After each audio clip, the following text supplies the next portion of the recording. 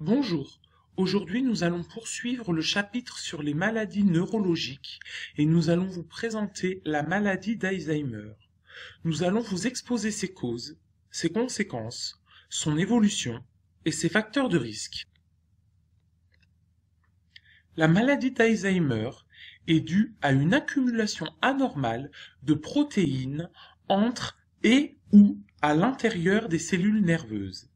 Elle provoque deux sortes de lésions dans le cerveau: la formation de plaques séniles, la dégénérescence du contact entre les neurones et les fibres musculaires.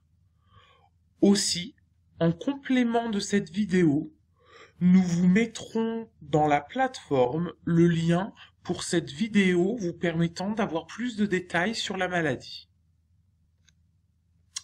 De par ces accumulations de protéines autour ou dans les cellules nerveuses, la maladie d'Alzheimer provoque l'altération progressive de la mémoire et ou d'au moins une autre fonction intellectuelle.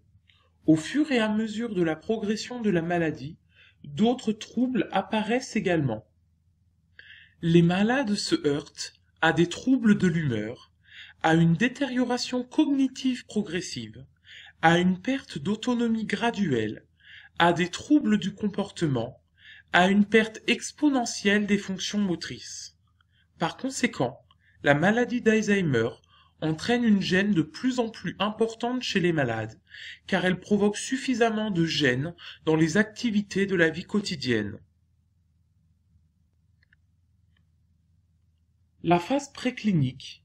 Les lésions de la maladie sont présentes mais ne s'expriment pas.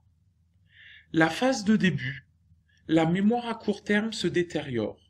On se souvient très bien des souvenirs d'enfance, alors qu'on ne se rappelle plus ce qu'on vient de dire au téléphone. Souvent, on considère à tort ces changements comme des manifestations normales du vieillissement. Peuvent survenir également des difficultés à s'exprimer, un manque d'entrain ou des modifications de l'humeur, comme d'un coup irritable, puis triste.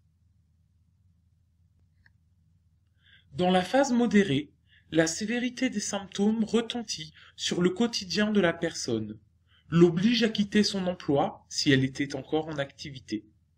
Les problèmes de mémoire s'aggravent, l'autonomie baisse, l'habillage et la toilette deviennent difficiles.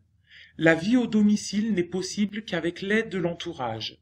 Certaines personnes ont de plus en plus de difficultés à s'exprimer verbalement, d'autres à s'orienter dans le temps et l'espace. Dans la phase avancée, la personne malade n'est plus capable de manger, de marcher ou d'aller aux toilettes seule. Elle ne reconnaît plus les membres de sa famille.